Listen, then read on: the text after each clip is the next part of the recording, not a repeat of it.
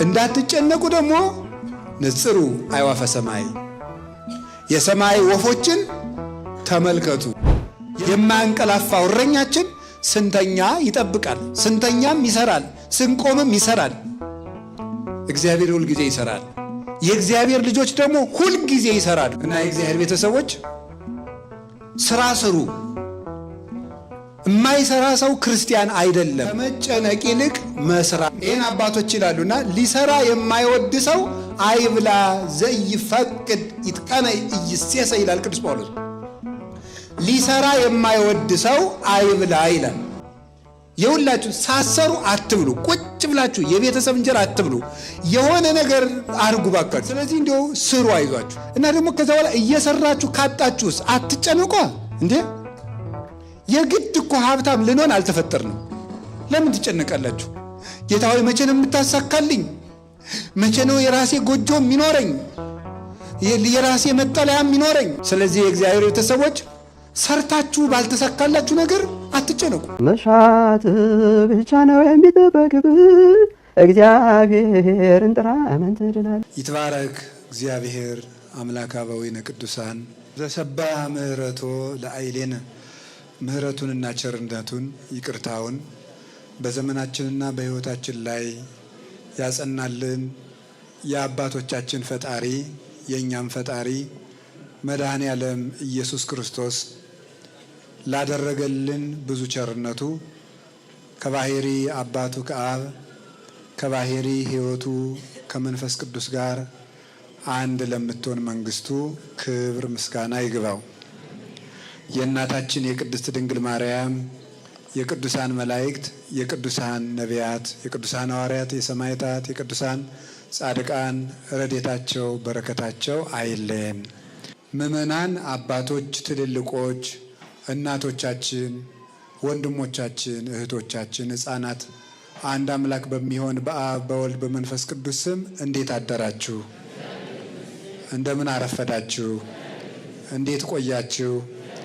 ቸርነት የባሕሪ ገንዘቡ የሆነ አምላካችን በቸርነቱ ብዛት ያልተገባንን በመቅደሱ ስለሰበሰበን ክብር ምስጋና ይግባው። በመካከላችን ተገኝቶ እንዲያስተምረን ቅዱስ ፈቃዱ ይሁንልን። የምንማማርበት ርዕስ አትጨነቁ በሚል ርዕስ ነው የምንማማረው። እስኪ በሉ ሁላችሁም ድገሙት። እሱን ሶስተኛ በሉት። አሁን መከራ በዝቷል። ጦርነት አለ፣ ሞት አለ። ሀብታምም ድሃም መኖሪያ አጥቷል ዛሬ። አረ እንደዚያ ከሆነ ስራም ካጣችሁ ቢያንስ ለምን ግን አታነቡ? አትጨነቁ ማለት ቀለል ያለ አማርኛ ነው። ግን ሰውን ዝም ብሎ አትጨነቁ ማለት ከጭንቀት ያድነው መፍትሄ መንገድ ነው እንጂ አይደለ? እንደዚህ እንደምትሉኝ እገምታለሁ። እናንተም ቢሆን ዝም ብሎ አትጨነቁ አለ እንደ የሚያስጨንቅ ጉዳይ አለ እንደምትሉ እርግጠኛ ነኝ። እንደዚህ ያለ ማን ነው? እግዚአብሔር ነው፣ እኔ አይደለሁም። አትጨነቁ ያለ ጌታችን ኢየሱስ ክርስቶስ ነው። ዛሬ በቅዳሴ ሰዓት ያነበቡልን ወንጌል ነው።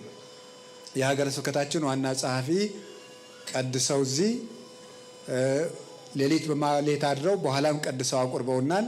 ወንጌል ያነበቡልን እሳቸው ናቸው። ሲነበብ የቅዳሴ ወንጌል እንዲህ ብሎ ተነቦልናል። ሲጀምር አትጨነቁ አለ። ማን ነው እንደዚህ ያለ? ጌታ። ጭንቀትን ርዕስ አድርጎ አስተምሮበታል።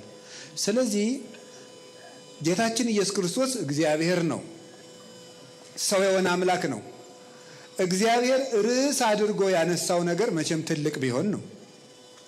እግዚአብሔርን ያህል ጌታ ጭንቀትን ርዕስ አድርጎ ካስተማረበት ጭንቀት ከባድ ነገር ነው ማለት ነው። ጌታ አትጨነቁ ብሎ አራት ነገሮች ላይ እንዳንጨነቅ ነግሮናል። የመጀመሪያው ስለ ምግብ ነው። ወበይንተ ዝእብለክሙ ኢትተክዙ ለነፍስክሙ ዘትበልዑ ወዘትሰትዩ ወለስጋክሙኒ ዘትለብሱ። ስለዚህ እላችኋለሁ ለነፍሳችሁ ለምትበሉትና ለምትጠጡት ነገር አትጨነቁ አለ። ለነፍሳችሁ ለምትበሉትና ለምትጠጡት ነገር አትጨነቁ። ለነፍሳችሁ ምእመናን ልብ በሉ። እኛ የምንበላው ለነፍሳችን ነው ለስጋችን ነው?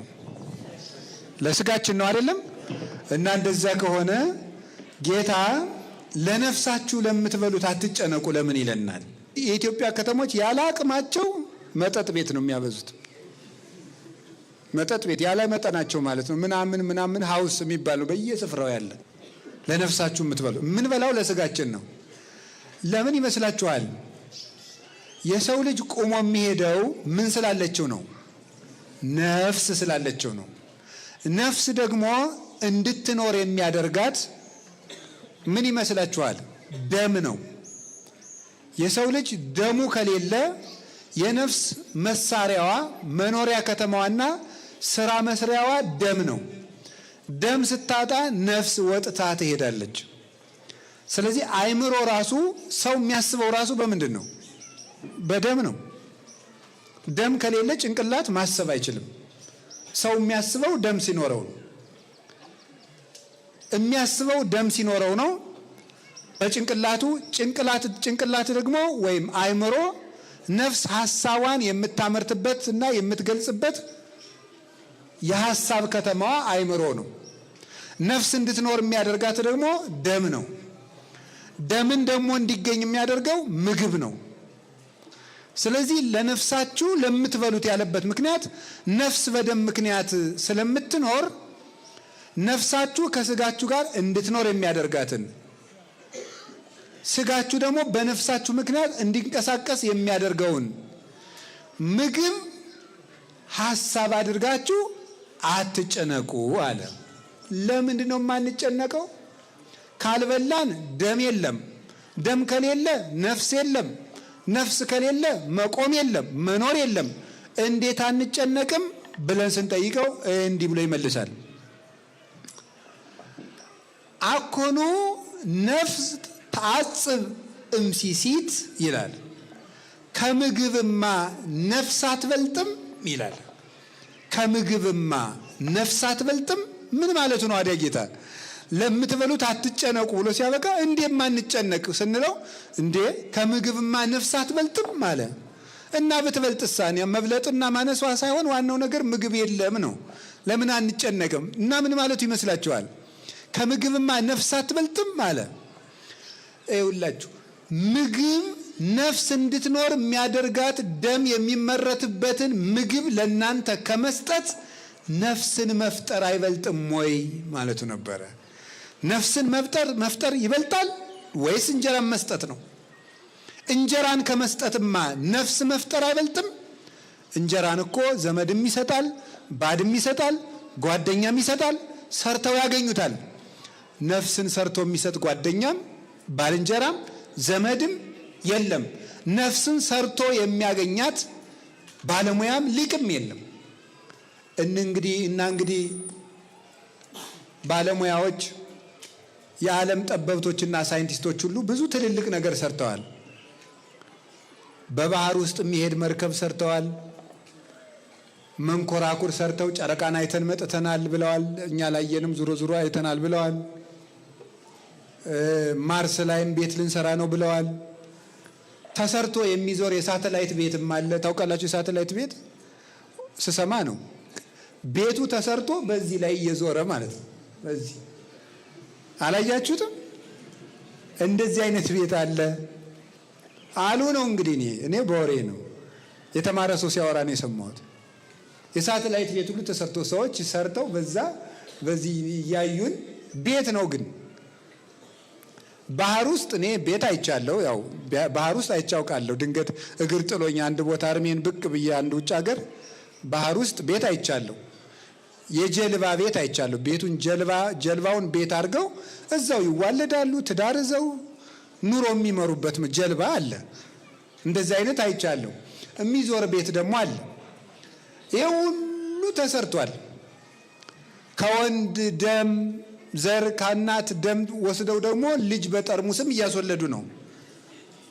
እንደ እንቁላል በኢንኩቤተር ተፈልፍሎ ዶሮ እንደሚሆን ሰውም ደግሞ እንደዛ እያደረጉ ነው። የሆነ ሆኖ ግን እስካሁን ነፍስ የሰራ ሰው ሰምተን አናውቅም። እንዲያው ምድርና ሰማይ ይቀልጣል እንጂ የሚሰራ ሰውም አይመጣም።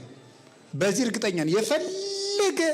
የፈለገ የተራቀቀ ሳይንቲስት ዓለም እስከሚጠፋ ቢመጣ ሰው አይሰራም። በዚህ እርግጠኛ ነኝ እኔ። ፍጥረት ሁለት ነገር ማድረግ እንደማይችል እኔ እርግጠኛ ነኝ። አንደኛ ሞትን ማቆም እንደማይችል እርግጠኛ ነኝ።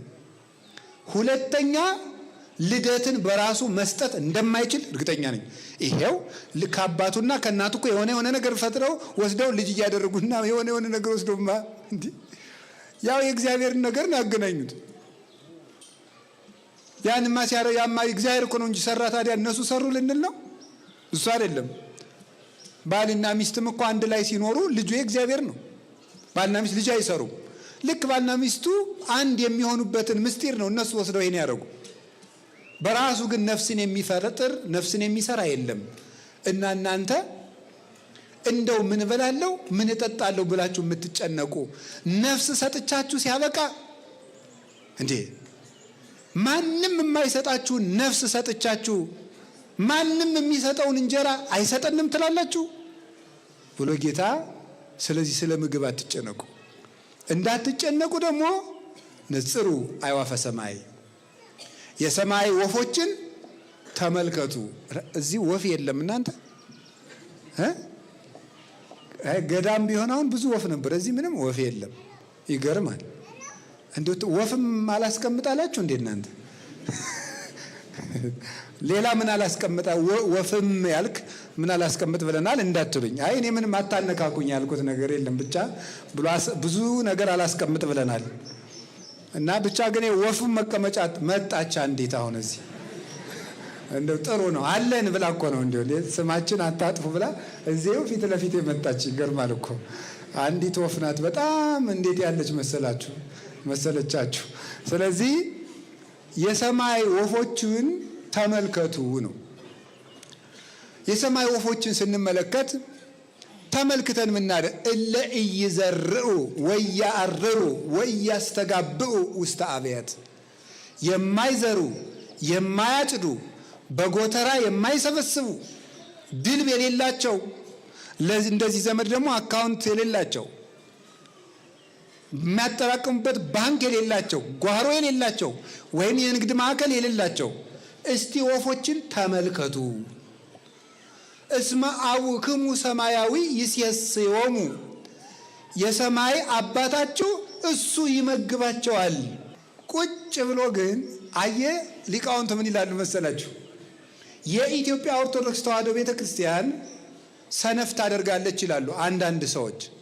እንዴት ሲባሉ የሰማይ ወፎችን ተመልከቱ ትላለችና ስንፍናን አስተምራለች። እንደው እኮ አይደረስ ነው ሊበሏት ያማራቸውን ወፍ ጅግራ ናት ይሏታል አሉ። እንዴ እለ ኢይዘርኡ አለ እንጂ እለ ኢይሰርሩ አላለም ይላሉ ሊቃውንቱ። የማይዘሩ ወፎችን አለ እንጂ የማይበሩ ወፎችን አላለም ይላሉ። መብረር ምንድነው? ስራ በሉ። መብረር ምንድነው? አዎ እየሰራችሁ አልሳካ ካለ አትጨነቅለት። አንተ ድከም፣ ስራ። እግርህን እጅ ምንድነው? አንድ ፈላስፋ ብሎ የተናገረው ምንድነው? ዛሬ እንደሚሞት ተዘጋጅ፣ ዘላለም እንደሚኖር ስራ ነው አይደል ያለው? ስትሰራ የዘላለም ኗሪ መስለህ ስራ፣ እማትሞት መስለህ ስራ፣ ሌት ተቀን ስራ። ንስሐ ስትገባ ደግሞ ዛሬ የምትሞት መስለህ ዛሬውኑ ተዘጋጅ፣ ተጨርስ። ዛሬ እንደሚሞት ተዘጋጅ፣ ዘላለም እንደሚኖር ስራ።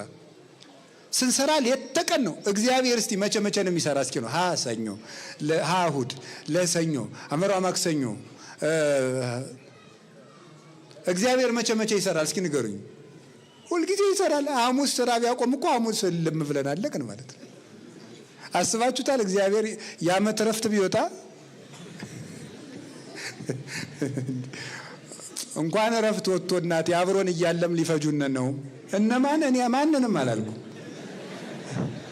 በቃ ሊፈጁን ያሰቡ ሰዎች እየፈጁን ነው በእውነት ማለት ነው። ሊፈጁን ያሰቡ ሰዎች እግዚአብሔር አብሮን ሶባ እኮ እግዚአብሔር ምስሌነ ይብል እስራኤል ሶባ እኮ እግዚአብሔር ምስሌነ። እስራኤል እንዲህ ይላል፣ እግዚአብሔር ከኛ ጋር ባይሆን ኑሮ አሐዝብ ሕያዋኒነ ሙጡነ፣ በሕይወተ ሥጋ ሳለን በዋጡን ነበረ ይላል። እግዚአብሔር ከኛ ጋር ባይሆን ኖሮ እግዚአብሔር መቼ ስርዓት ፈቶ ያውቃል? ለሰከንድ የለም። አቡዬ እስከ ይዜ ገብር ዋኔ ገብር ከማሁ አለ ጌታ። አባቴ አብ እስከ ዛሬ ይሰራል፣ ቅዳሜም እሁድም ሰኞም ማክሰኞም ረቡዕም ሐሙስም ዓርብም እኔም እስከ ዛሬ ይሰራለሁ ይላል። እግዚአብሔር ሁል ጊዜ ይሰራል። እኛ አሁን በዓል ነው ብለን ባረፍንበት እግዚአብሔር እኛን በመጠበቅ እየሰራ ነው። እኛን የእኛን እስትንፋስ ይጠብቃል። እኛ ተኝተን እሱ ይጠብቃል። ኖላዊ ትጉህ ዘይነውም የማያንቀላፋው እረኛችን ስንተኛ ይጠብቃል፣ ስንተኛም ይሰራል፣ ስንቆምም ይሰራል። እግዚአብሔር ሁል ጊዜ ይሰራል። የእግዚአብሔር ልጆች ደግሞ ሁል ጊዜ ይሰራሉ። በባልም እንስራ እንዳትሉ ደግሞ ትምህርቱን እንዳትገለብጡት። እሁድም እንግዲህ ስቆፍሩ እያልኩ እንዳይመስላችሁ። የበዓል ስራ ደግሞ ሌላ አለ፣ ለነፍስ ይሰራል። ስለዚህ ዝም ብሎ ቁጭ ብሎ የሰማይ ወፎችን ብትል ምንም የምግብ ወፍ የለም። የሰማይ ወፎችን ቁጭ ብለ እየሰሩ ነው። እየሰራችሁ ተማሩ፣ አንብቡ። ቢያንስ ካሁን ቀደም እኔ ተናግሬ ያውቃለሁ። ቢያንስ እንደው ለምን አታነቡም ዘመዶች? ተመርቃችሁ እሺ ስራ አላገኛችሁም፣ እሺ ስራ የለም። አሁን መከራ በዝቷል። ጦርነት አለ፣ ሞት አለ። ሀብታምም ድሃም መኖሪያ አጥቷል ዛሬ። አላ እንደዚያ ከሆነ ስራም ካጣችሁ ቢያንስ ለምን ግን አታነቡም? ባለፈው የደገምኩትን አንድ ታሪክ ልንገራቸው። አንድ ሊቀ ጳጳስ አንዱን ልጄ ለምን አትማርም አሉት። ምን እየበላው ልማር አባቴ አላቸው። ስትደነቁር ምን እየበላህ የምትደነቁር አሉት። እውነቴን እኮ ነው ማለት ነውና እንዲህ ምን እየበላህ ደነቆርክ? እየበላህ ከደነቆርክ እየበላህ ለምን አታል? እስቲ እንደው ዝም ብላችሁ ቢያንስ ብታነቡ ምን ይጎዳችኋል? እንደው ምን ይጎዳችኋል? ብታነቡ እኮ ያ ንባብ ራሱ ስራ ይሆናችሁ ነበር። አታነቡም። ለነገሩ እኔ ባህር ዳር ስንት ላይብረሪ እንዳለ አላውቅም። ላይብረሪ አለ፣ ትልልቅ ላይብረሪ አለ። ይኖራል። እንደው የኢትዮጵያ ከተሞች ያለ አቅማቸው መጠጥ ቤት ነው የሚያበዙት። መጠጥ ቤት ያለ መጠናቸው ማለት ነው። ምናምን ሀውስ የሚባለው በየስፍራው ያለ እንጂ ላይብረሪ እስቲ እንደው በሞቴ ትናንትና እንደው በእግራችሁ ጀብ ስትሉ ላይብረሪ የሚል ጽሑፍ ያየ አለ? አገር ሲጠፋ እኮ እንዲያለን የሚጠፋ እኮ መጠጥ የሚል እኔ በ10 ሜትር ራዲየስ አገኛለሁ፣ መጠጥ ቤት አገኛለሁ። ላይብረሪ ግን ኧረ እኔ ከዚህ እስከ ድባንቄ ወይም ደግሞ እስከ ኤርፖርት ድረስም ሳላይ መሄድ ይችላለሁ። እንደው አይኔን ጨፍኛ አይደል እንዲህ እያልኩ እየሄድኩም ላይብረሪ ሳላይ መዝለቅ እችላለሁ። ወያገር ጥፋት ይገርማቸዋል እኮ ሆድ እየበዛ ትምህርት እየቀነሰ ከመጣ አገር የሚጠፋ ከዚህ ላይ ነው። እናቱን የሚገድል ለወንድሙ የማይራራ ጨካኝ፣ በሰው ደም እጁን የሚታጠብ የሚመጣ ከድንቁርና ነው። ሕዝቤ እውቀት ከማጣቱ የተነሳ ጠፍቷል እንዳለ ጌታ ትንቢተ ሆሴዕ ምዕራፍ 4 ቁጥር 6 ላይ ሕዝቤ እውቀት ከማጣቱ የተነሳ ጠፍቷል። የእውቀት ጥፋት ቅዱስ ዮሐንስ አፈወርቅ ምን ይላል? የብጥብጥ ሁሉ መነሻ ነው ይላል። የመገዳደል፣ የሞት፣ የጨካኝነት፣ የአረመኔነት መነሻው ድንቁርና ነው። የሚያውቅ ሰው እንዴት የሰውን ክብር የሚያውቅ ሰው ገድሎ አይደሰትም። እና የእግዚአብሔር ቤተሰቦች ስራ ስሩ። የማይሰራ ሰው ክርስቲያን አይደለም። ስሩ፣ ጥራችሁ ግራችሁ። እኔ እንደው በጣም ነው የሚገርመኝ። ሰምታችኋል? የሆነ የግብፅ ገዳማትን ለመሳለም የዛሬ ዓመት አካባቢ ግብፅ ሄጄ ነበር እና አንድ ሱቅ ደንገሉን እንደ መጽሐፍ አድርገው ሰርተውታል። ከደንገሉ ላይ የእመቤታችንን የጉዞ ስዕል ፕሪንት አድርገውበት $100 ሸጡልን። ምኑ ነው? እኔም ለምኜ ነው የገዛው። ዶላር አለው እንዲህ ሰውዬ እንዳትኖር የለኝም። የኢትዮጵያ ሕዝብ እኮ ይችችን ነው የሚለቅም። የለኝም፣ ማምላክን የለኝም። እንዴ ትቀልዳላችሁ እንዴ? የለኝም። እና ምዕመናን ነው የገዙልኝ። ይኸው ደንገል ነው። ስንት ነው የተሸጠው? ምንድን ነው እሱ? ደንገሉን ማለት ነው። ደንገሉን የሆነ ነገር አድርገው በሆነ ነገር እኮ ነው፣ የሽንኩርት መክተፊያ የሚመስል ነገር ነው። እዚያ ውስጥ አስገባችሁና የሆነ ልሙጥ አርጋ ወረቀት አርጋ ወጣችሁ። እዚያ ላይ ደግሞ የእመቤታችን ጆርኒ ኦፍ ቨርጅን ሜሪ የሚል የድንግል ማርያም ጉዞ የሚል የስደቷን ጉዞ ፕሪንት አደረገችልን። እንግዲህ እኮ ልጅቱ እስልምና እምነት ተከታይ ናት። እንጀራ ነው ግን ሸጠችልን። ስለዚህ ይኸውላችሁ ደንገሉን እኮ እንዲህ አድርገን ገዝተመጣ። እኛ ሀገር አሁን ያ መሳሪያ እንዴ ግብጽ እኮ ቴክኖሎጂ ሞልቷት። ምንድነው ቴክኖሎጂ ያላት?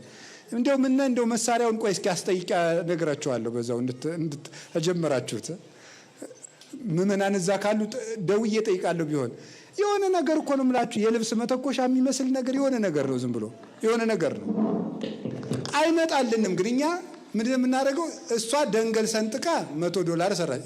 እኛ ነገር መሰንጠቅ ነው የምናውቀው። ወግ መሰንጠቅ ቁጭ ብሎ እንዲሁ ቁጭ ብሎ። እንዴት አይነት ሊቅ ናችሁ ደግሞ እናቶቼ! እንዲሁ ሊቅ በቃ በጣም የአራቱ ጉባኤ መምህር ናችሁ፣ የመጽሐፍ መምህር ናችሁ፣ የቅኔ መምህር ናችሁ፣ ጳጳስ ናችሁ፣ ጎበዞች ማለት ሁሉንም ትሰነጥቃላችሁ። እንደዚያ ነው የምታደርጉት ማለት ነው። ስለዚህ ጌታ ያለን ከመጨነቅ ይልቅ መስራት። ማመንና ምን ማለት ንገሩኝ? ማመንና መስራት በሉ እስኪ። ማመንና ምን ማለት? መስራት። የማይሰራ ሰው ግን እግዚአብሔርም ሊሰጠው አይችልም። ይሄን አባቶች ይላሉና ሊሰራ የማይወድ ሰው አይብላ ዘይፈቅድ ይትቀነይ ኢይሴሰ ይላል ቅዱስ ጳውሎስ። ሊሰራ የማይወድ ሰው አይብላ ይላል። ልብ በሉ፣ የማይሰራ አይብላ አላለም። ምንድነው ያለ? ሊሰራ የማይወድ ነው። የማይሰራ አይብላ አላለም። ሊሰራ የማይወድ ነው ያለው። የማይሰራ አይብላ ቢል ሕፃናት ይሰራሉ? አይሰሩም? አይሰሩም። ስለዚህ ላይበሉ ነው ማለት ነው። መስራት የማይችሉ ከልጆቻቸው ጡረታ የገቡ ሽማግሌዎች አሉ። መስራት አይችሉም። እነሱ አይብሉ ሊመጣ ነው። የታመሙ ሰዎች መስራት አይችሉም። እነሱ አይብሉ እንዳይል ምን አለ? ሊሰራ የማይወድ ማለት መስራት እየቻለ የማይሰራ ሰው አይብላ። የሁላችሁ ሳሰሩ አትብሉ። ቁጭ ብላችሁ የቤተሰብ እንጀራ አትብሉ። የሆነ ነገር አድርጉ ባካችሁ። አንድ መጽሐፍ መነኮሳት ምን ይላል መሳለ? እንደው ቁጭ ከምትል እንዳትስቁብን፣ እንደው ቁጭ ከምትል ቢያንስ ተንቀሳቅሰሽ እንትን ሸንተና ይላል። እንደው ቁጭ ከምትል ይሻላል ነው። እንደው ይሻላል። በዚያው ስራ እንድትማር እኮ ነው። ቁጭ ከምትል ምን ይላል? ቢያንስ ተንቀሳቀስ። ቤትህም ውስጥ እንደው እንደዚህ ያል እንደው ተንቀሳቀስ፣ ቢያንስ ተንቀሳቀስ እንደዚህ ይበል። እንደው ቁጭ ብላችሁ አንዳንዶቻችሁ ደግሞ ከሰው ሱቅ ዳችሁ ቁጭ ብላችሁ ወሬ ስትሉ ያላፊ አግዳሚውን እግር ስትቆጥሩ ትትውላላችሁ። ከስራ ፈትነታችን የተነሳ ብዙ ባለሱቆች ያለ ስራ መቆም ክልክል ነው የሚለጥፈዋል። እንዴ በጣም እኮ ነው የሚገርማችሁ። ይሄ እኮ መሳቂያነት ነው። አገሪቱን የስራ ፈት ሀገር ማድረግ እኮ ነው። ደግነቱ ፈረንጆቹ አማርኛ አያነቡም እንጂ ያለ ስራ መቆም ክልክል ነው ማለት እዚህ ሀገር ያለ ስራ ይቆማል እንዲሉ ነው የምናደርገው እኮ።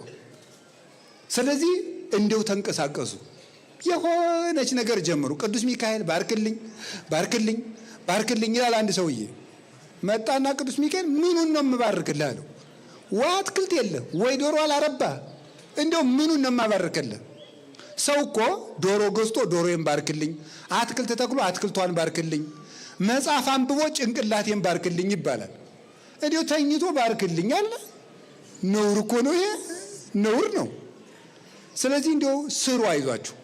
እና ደግሞ ከዛ በኋላ እየሰራችሁ ካጣችሁስ አትጨነቋ እንዴ። የግድ እኮ ሀብታም ልንሆን አልተፈጠርንም፣ ልናጣም ጭምር እኮ ተፈጥረናል እንዴ።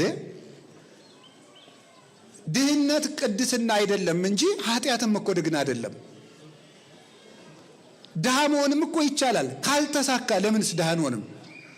መድኃኔ ዓለም እኮ ድሃ ነው። በስጋው በዚህ ዓለም ሲኖር ድሃ ነበር። ምንድን ነው ያለን?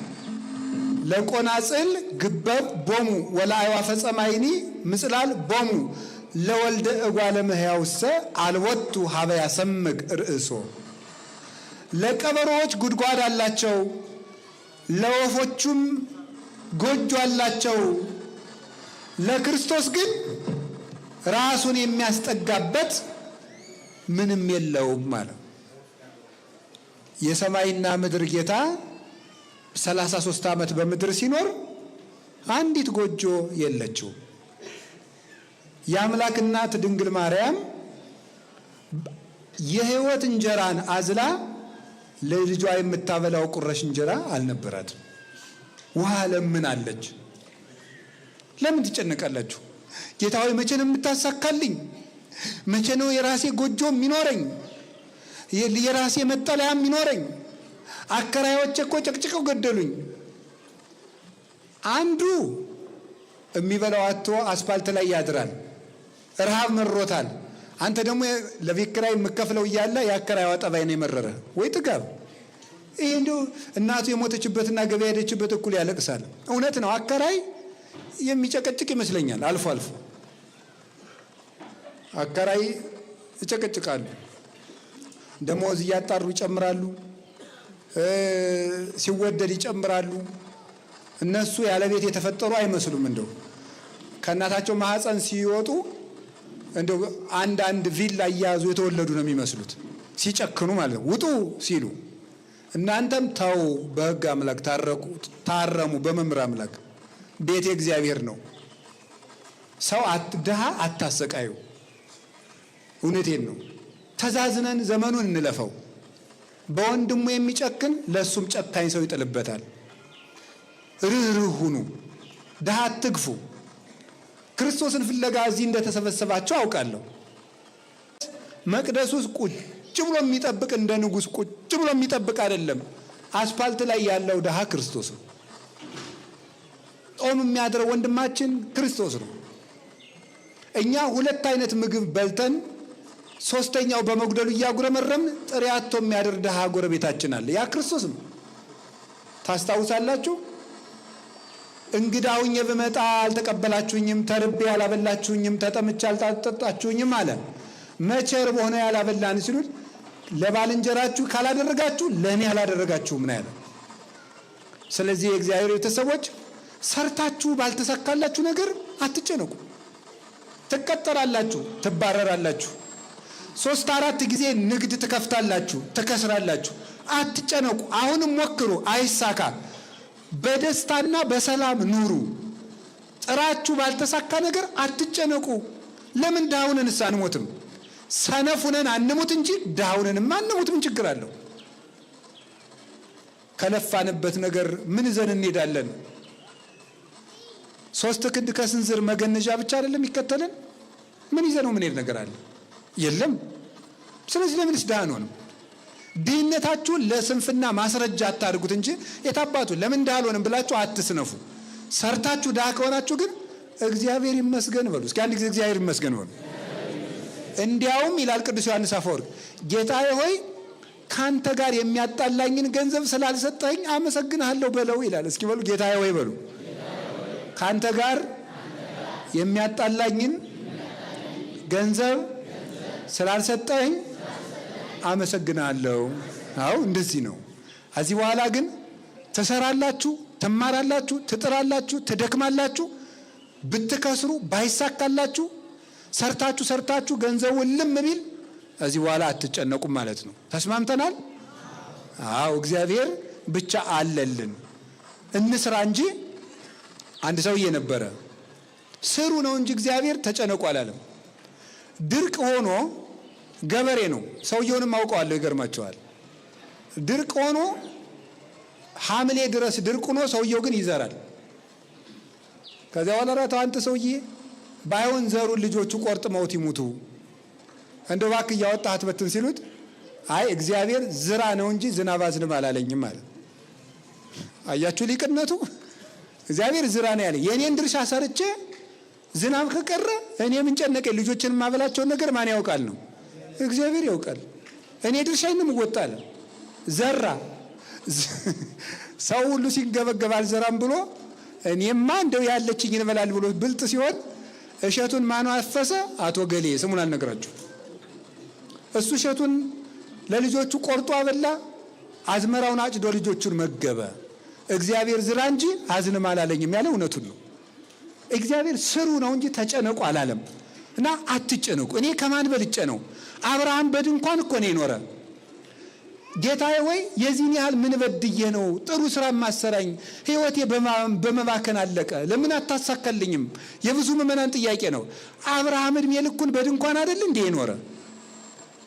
እኛስ ከአብርሃም እንበልጣለን? ይስሐቅ በድንኳን ነው የኖረ። ያዕቆብ እግዚአብሔር ሌሊት ተገልጾ ትግል የፍቅር ትግል ሲታገለው ያደረው ያዕቆብ እግዚአብሔር እኮ ነው ትግል ገጥሞት የፍቅር ትግል እግዚአብሔርን እንደዚህ አቅፎ ያደረው ያዕቆብ የኖረው በድንኳን ነው፣ በስደት ነው።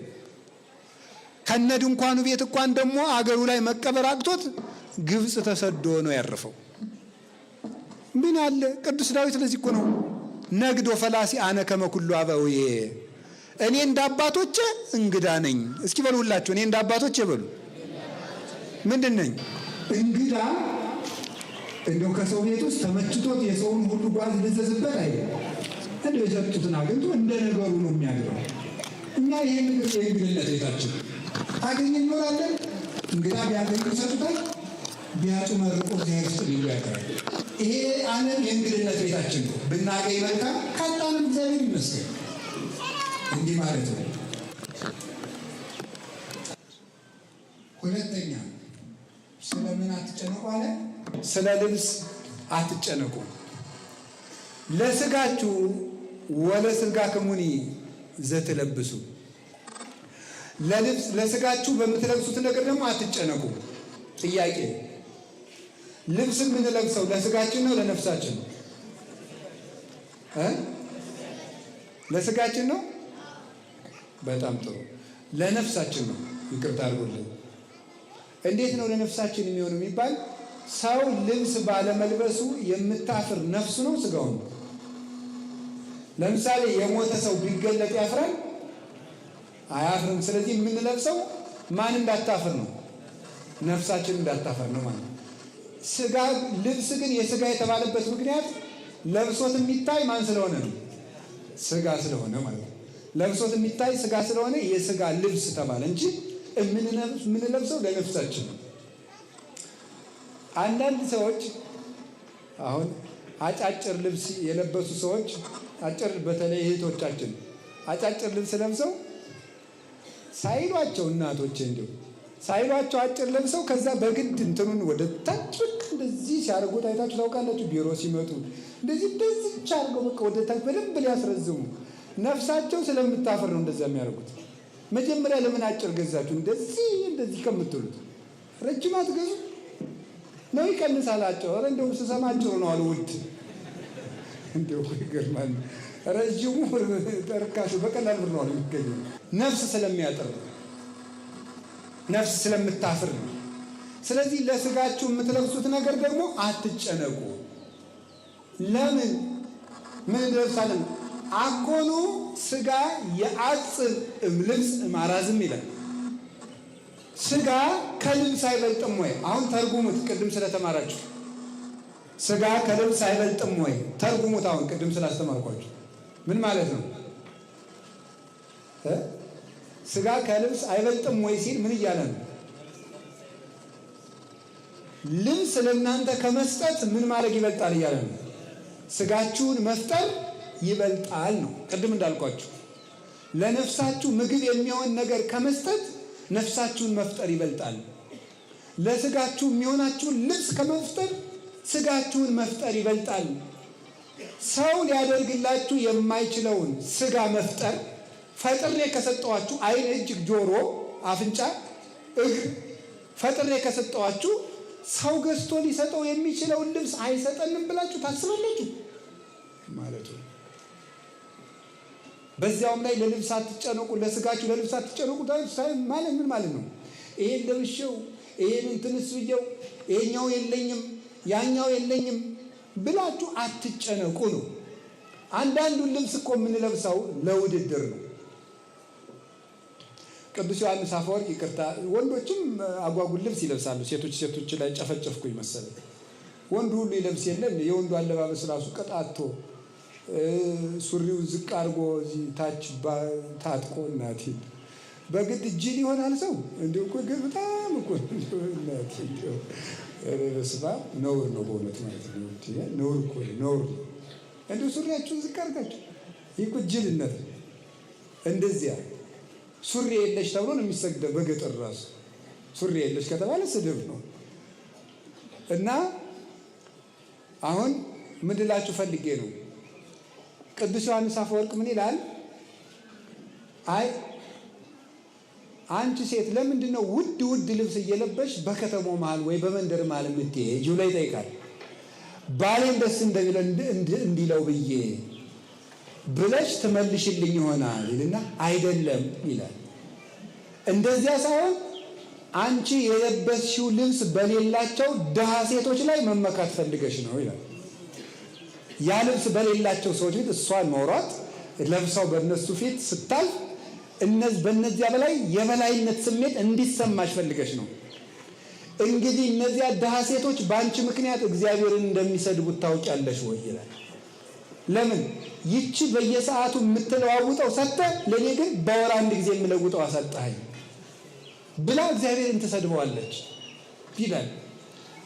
በልክ እኮ ነው የሚኬደው። በታመመ ሰው መሀል ሲኬደው ጀብ ተብሎ አይኬድም።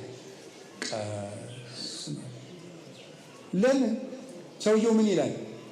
እነዚህ የሚሮጡበት ጉልበት ሰጠህ፣ እኔ ግን ቀና ብዬ እንኳን የማይበትን ጤና ነሳኸኝ ብሎ እግዚአብሔርን ያማርራል። የታመመ ሰው ልትጠይቁዳችሁ ካካካካካካ ተብሎ አይሳቅም። የታመመ ልትጠይቁዳችሁ ትስቃላችሁ። ምን ይላል? እኔን እንደዚህ ውጋት ያጣድፈኛል፣ እነሱ እንደ ቆሎ ይፈጋሉ፣ ምን አድርጌ ነው ጌታዬ? ከታመመ ሰው ልትጠይቁዳችሁ እንትና ይችን ጉረሻት እገሌ ጉረስ ብላ ሻይ እንትምትል አይባል። ቃስ ተብሎ እኔ ይህን ከቀመስኩ ወሬ ነው እነሱ ይገላገላሉ ብሎ ማን ያማርራል? እግዚአብሔርን ያማርራል። ስርዓት ተይዞ ነው ሁሉ ነገር የሚደረገው እግዚአብሔር ቤተሰቦች። ስለዚህ ልብሳችሁን አትጨነቁ ማለት ይሄንም ለበሳችሁ ያንም ለበሳችሁ ሰው በልብሱ አይከብርም። በጣም በልብስ አይነት በመጨነቅ አይምሯችሁን አታደንዙ፣ በዚህ ዓለም ፍቅር አትያዙ ማለት ነው። ለልብስ ከመጨነቃችን የተነሳ እንዳልኳችሁ ደጋግሜ እንደምናገረው ቀዳዳ ልብስ ፋሽን ሆኖ መምጣቱ ነው። ሰው የመጨረሻ ማበዱን የማይሆን በዚህ የመጨረሻ የተቀደደ ሱሪ ፋሽን ሆኖ ሲሸጥ ይህ ምን ይባላል? የሰው ልጅ ለልብስ ከመጨነቁ የተነሳ። ስለዚህ አጌጣለሁ ብላችሁ በልብስ አትጨነቁ። የሚገባችሁን ያክል ሰውነታችሁ ከተሸፈነ ከሰው ጋር ከዋላችሁ በቃችሁ ማለት ያላችሁን አጥባችሁ በንጽህና በልክ ልበሱት። እንዴ ዝም ብላችሁ ጎተት ትበሉ ያለደም ያልኩት በስነ ስርዓት ልበሱ። ግን ልብሳችሁ የሚጨምርላችሁ ክብርና ጌትነት የለም። ብዙ ልብስ በመግዛት ደስታን ማግኘት አይገባም፣ አይቻልምም። ለዚህ አትጨነቁ። እንደዚያ ከሆነ ልብስ የት እናገኛለን የምትሉ ከሆነ ምን አለ? ርዕዩ ጽጌያተ ገዳም ዘከመ ይልህቁ። የምድረ በዳ አበቦችን ተመልከቷቸው እስኪ። ማን ነው ያለበሳቸው? አንዱ ቢጫ ልብስ ለብሶ አደራ አበባ፣ ጽጌረዳ ደግሞ ቀይ አበባዋን ይዛ የየራሳቸውን መልከኛ ልብስ ለብሰው አበቦቹ ሸርግድ ሲሉ በተራራው ላይ ማን ነው እንደዚህ ያለው ውበት ያለበሳቸው? ገዝተው እንኳን አይደለም የለበሱት፣ ከዚህ ነው ያፈልደቁት ከሰውነታቸው። እስቲ ያቸው አለ ሰሎሞን ጥቀ በኩሉ ክብሩ ይለብሰ ከማዱ ምሉ። ሰሎሞን እንኳን እንዲያ ያለ ባለጸጋ ሲሆን ከነዚህ አበቦች ያንዱን ያህል አልለበሰም ማለት። ለምን? ሰሎሞን አበባ ሊያስጠልፍ ይችላል እንጂ አበባ አያብብም። ገብቶችኋል? ሰሎሞን እንኳን የአበቦችን ያህል አልለበሰም። እና ታዲያ እነዚህ አበቦች ሳይጨነቁ እንደዚህ የሚለብሱ ከሆነ ለዚያውም ደግሞ ወናውዝ እየገዳም ዘዮም ሃሎ ወየ ሰማይት ወደይ ውስተ እቶነ እሳት ዘከመዚ ያለብሶ እግዚአብሔር እፎኪያክሙ ኦ ሕጹጻነ ሃይማኖት።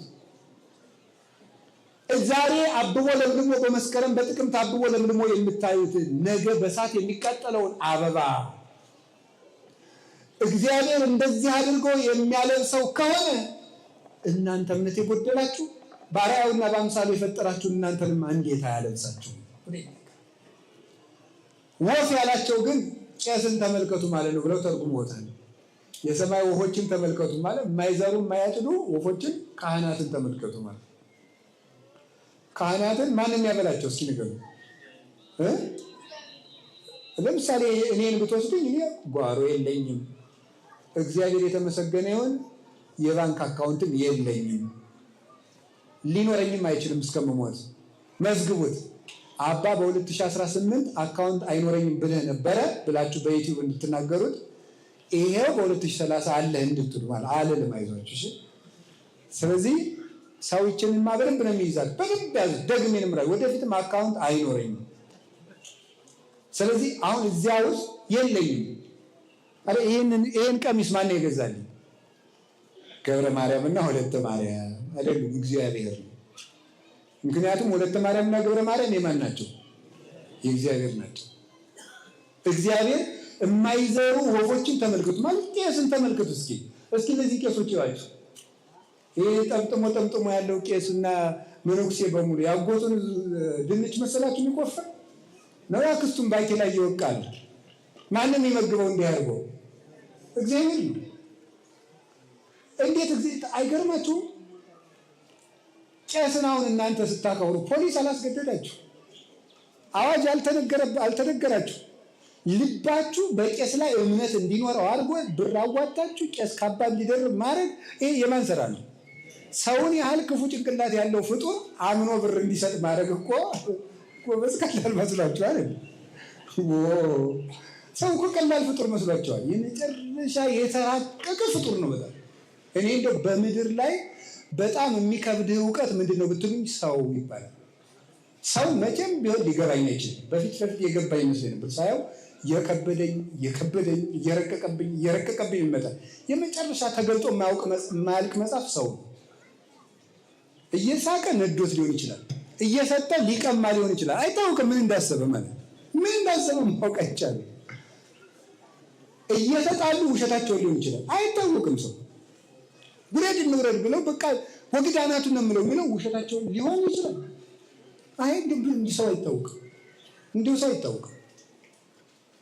ስለዚህ የእግዚአብሔር ሰዎች ሰውን ያህል ነገር በጦርነት እንኳን ታንቄ ሞታለሁ የሚለውን ፍጡር በነፃ ብር እንዲያመጣ ያደረገ እግዚአብሔር ይሄ ቄስን ተመልከቱ በሉ። ቄስን ተመልከቱ በሉ።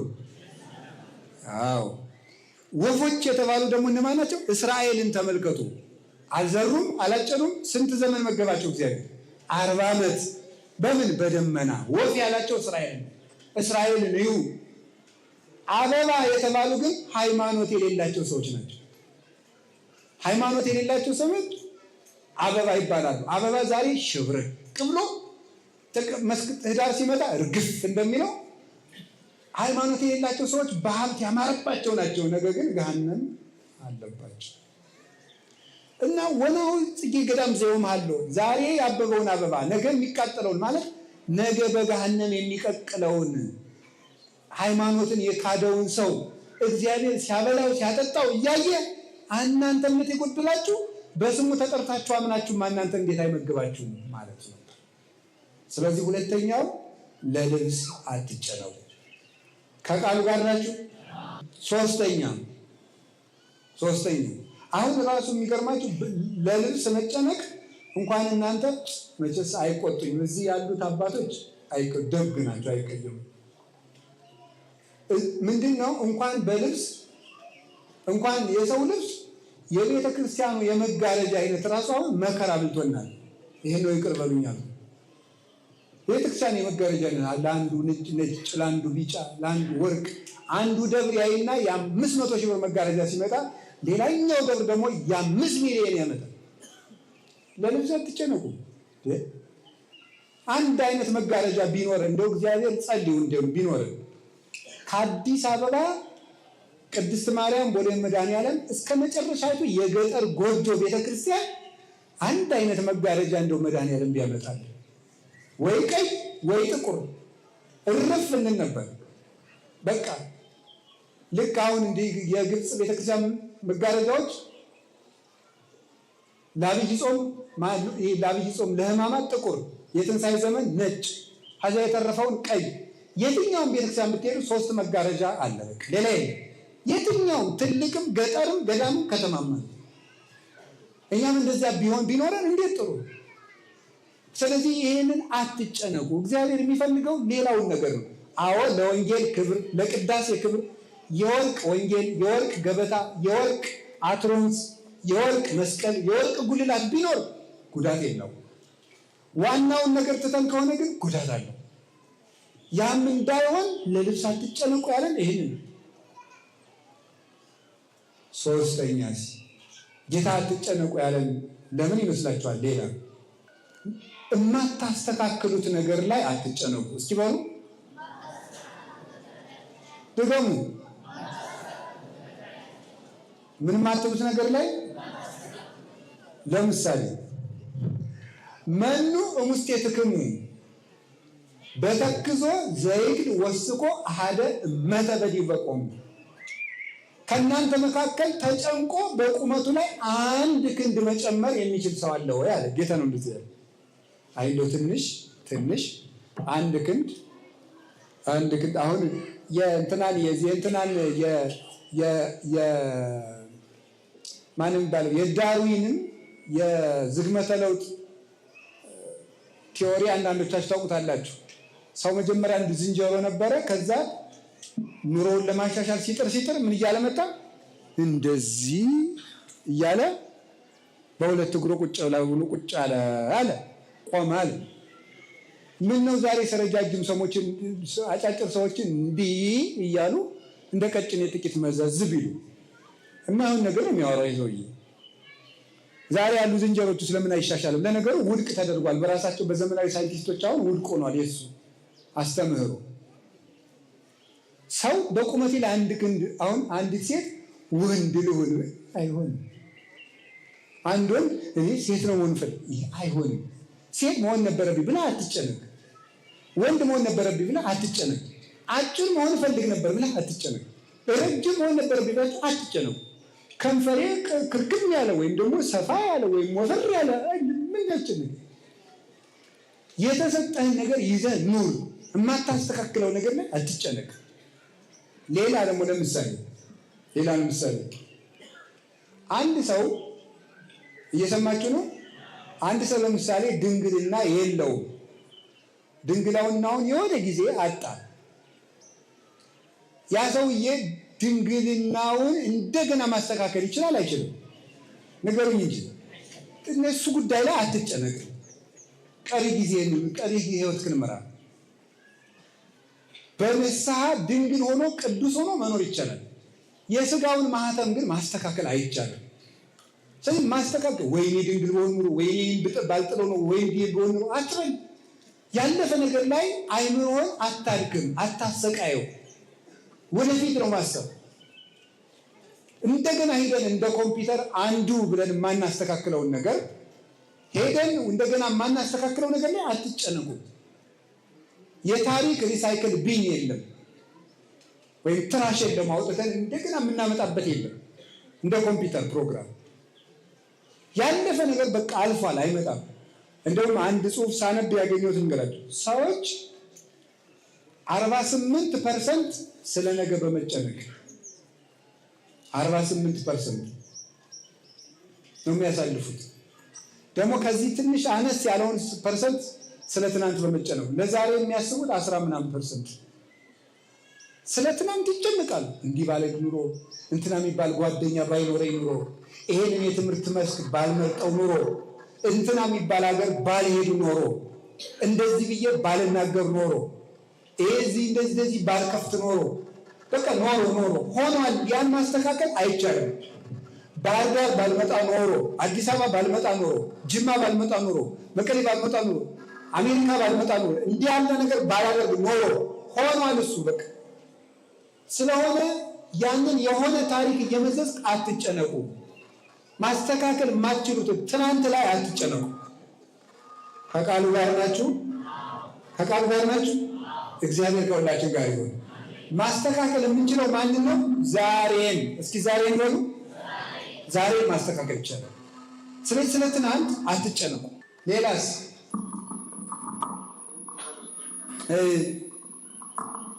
ለነገ አትጨነቁ።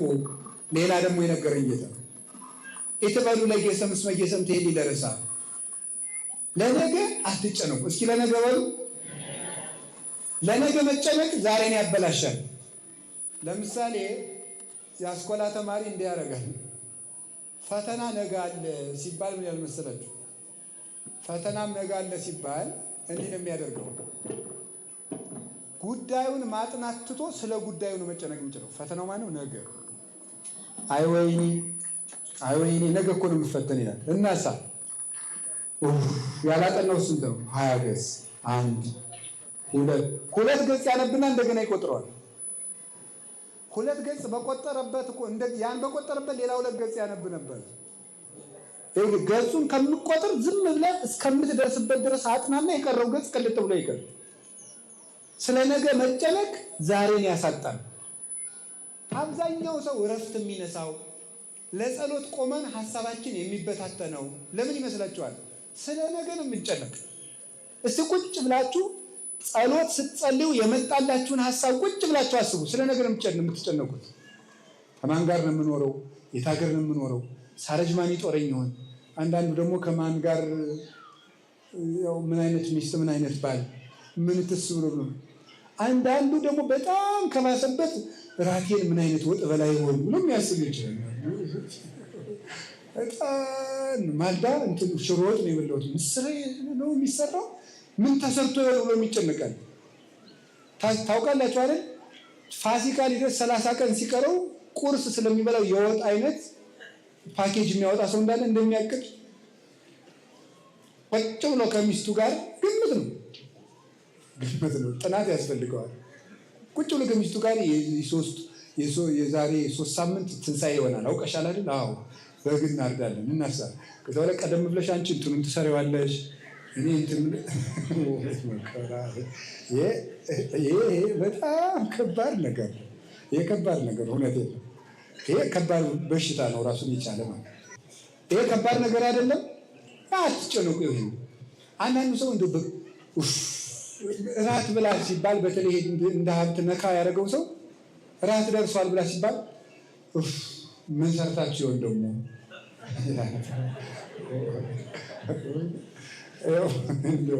እናቴ እንደው አይ ዱራ አናውቅም እንደው አናውቅም እና ቅዱስ ዮሐንስ አፈወርቅ የሚላል መሰላችሁ? ምግብ አልበላህ ካለ ይላል ጾምን ዋልና ሞክረው። እመቤቴን ቅዱስ ዮሐንስ አፈወርቅ እኮ ነው የሚለው።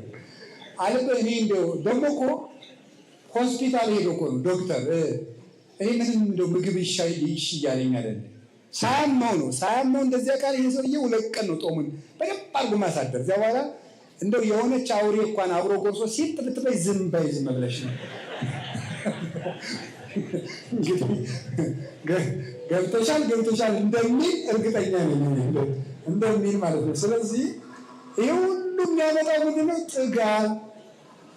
ጥጋብ ነው። በእርግጥ እንደው ዝም ብሎ ያገኛችሁን ሁሉ ጥረጉ አላልኩም። ሰው መቼም አዘጋጅቶ መብላት ነውር የለውም፣ እግዚአብሔር የሰጠን ነገር ነው።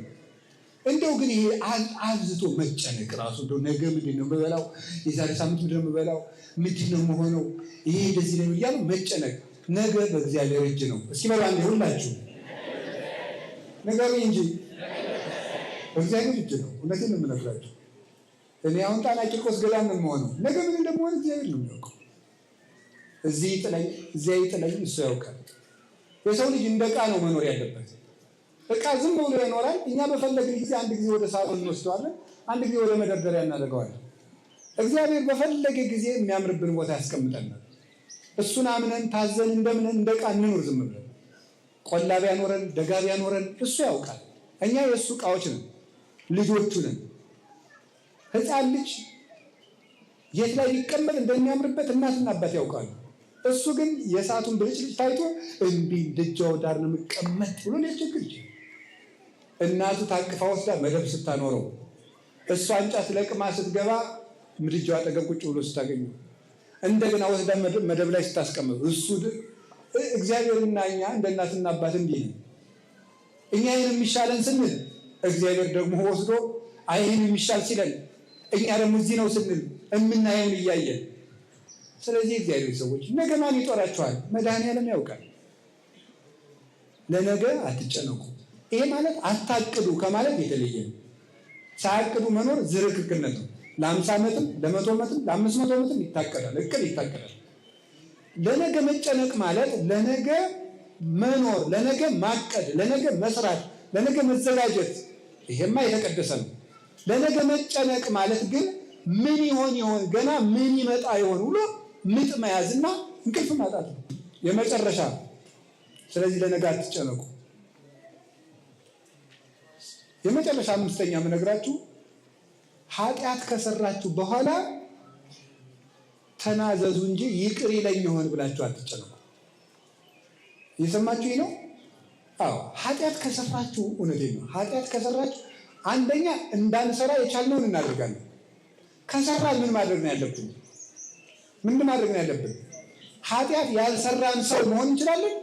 ኃጢአት የሰራ ሰው ወደ አባቴ ቤት እሄዳለሁ ነው የሚል ኃጢአቱን እያንሰለሰለ እንቅልፍ አጥቶ ተሰቃይቶ ሲኖር ተስፋ በመቁረጥ ይወስደዋል። የኃጢአት ራስ ተስፋ መቁረጥ ነው ይላሉ አባቶች።